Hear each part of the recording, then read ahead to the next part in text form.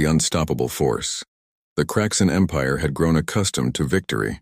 For 3,000 years, their massive warships had swept through the galaxy like a plague of metal and fire, consuming civilization after civilization without meaningful resistance. Their strategy was elegantly simple. They would arrive at a new world, demonstrate their overwhelming technological superiority with a calculated display of force, and watch as planetary governments surrendered within hours. Not days or weeks, but hours. The Kraxan had turned conquest into an art form, and submission into the only logical response to their presence. Commander Vextar stood on the bridge of the flagship Eternal Domination, his 6 eyes surveying the holographic map of conquered territories.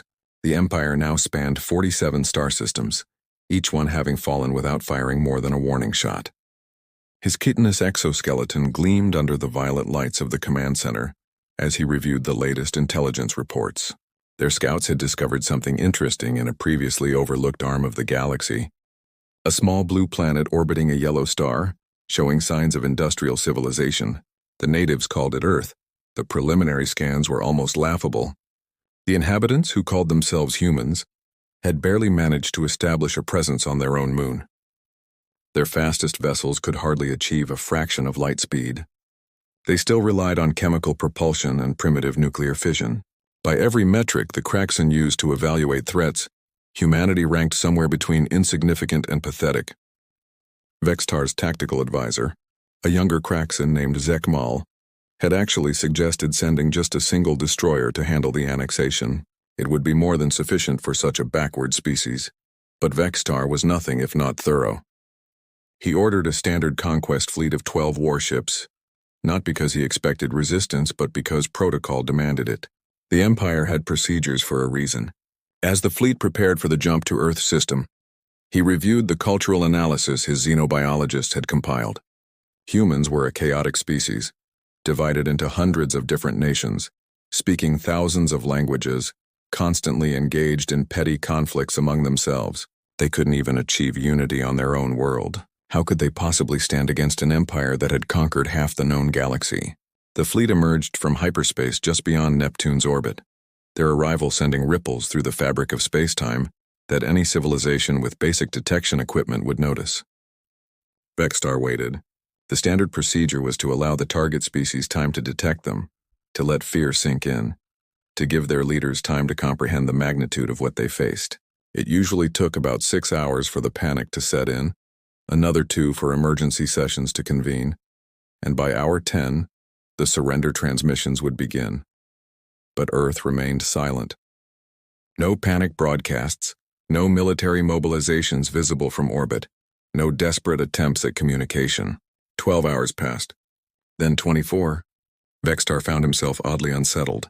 Every species reacted to their arrival. Even if they chose defiance over surrender, they at least acknowledged the Kraxan presence. This silence was unprecedented. Finally, after 36 hours of waiting, Vextar ordered his communications officer to broadcast the standard ultimatum.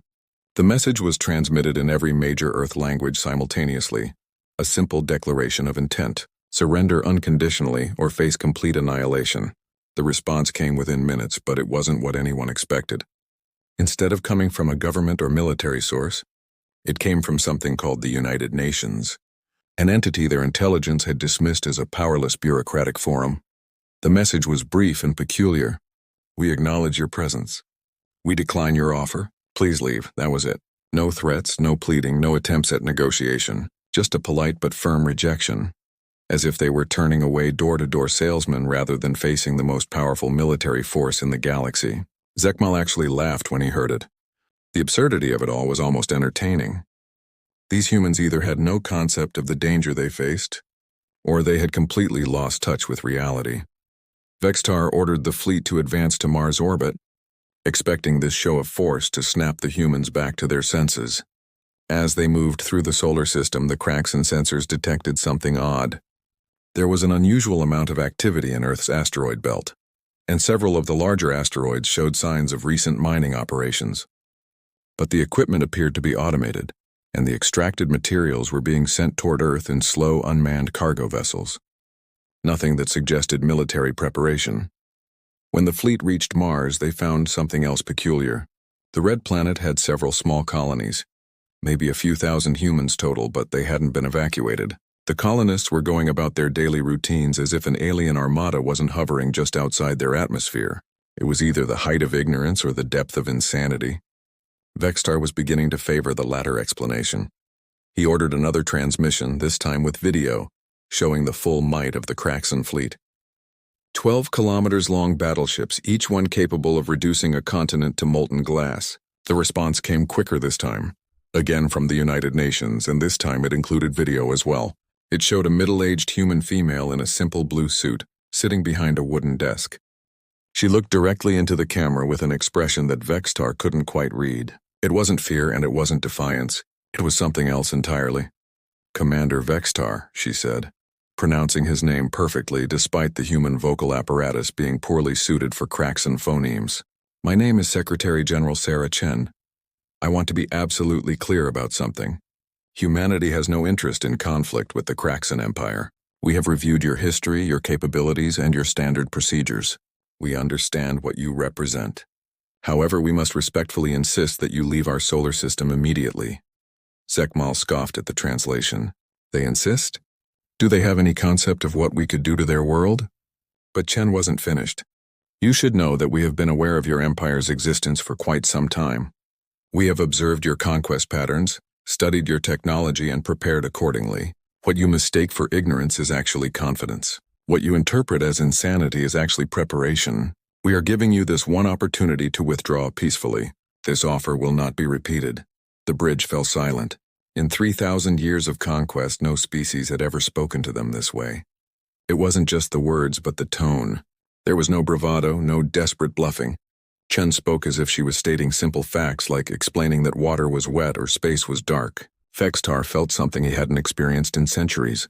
Not fear exactly, but a faint unease, like a predator catching the scent of something that might not be prey after all. "They're bluffing," Zekmal insisted. "They have to be. Our scans show no weapons platforms, no fleet, nothing that could pose even a minor threat to us." Vextar nodded slowly, but that unease remained. "Send a probe to Earth orbit. Let's see how they respond to a direct incursion."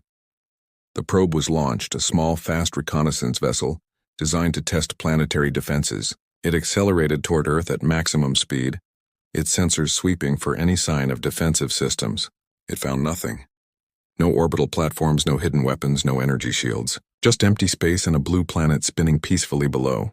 The probe entered Earth's upper atmosphere, beginning its standard scanning sequence. Then it simply ceased to exist. There was no explosion, no energy discharge, no debris. One moment it was there, transmitting data, and the next it was gone. The Kraxan sensors detected nothing. No weapon signature, no spatial distortion, nothing that could explain what had happened.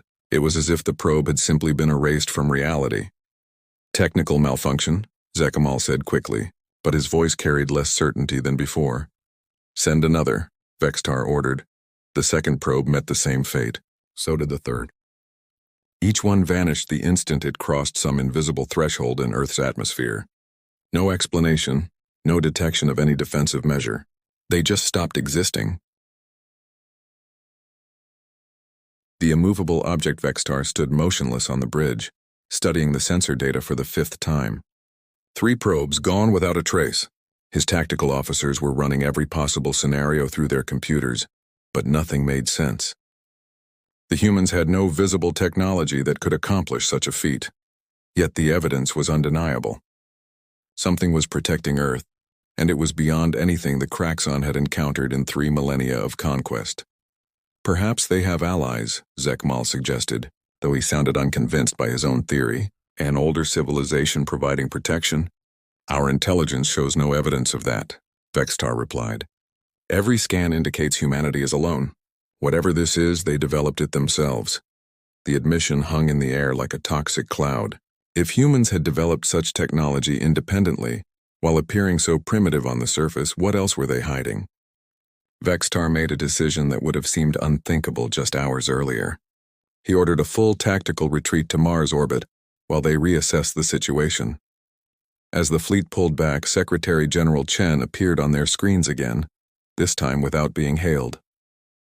The fact that she could override their communication systems should have been impossible, yet there she was. still sitting behind that simple wooden desk with that unreadable expression. "Commander, I see you're beginning to understand," she said calmly. "Humanity learned something important from observing your empire and others like it. The key to survival isn't to appear strong, it's to appear weak while being strong.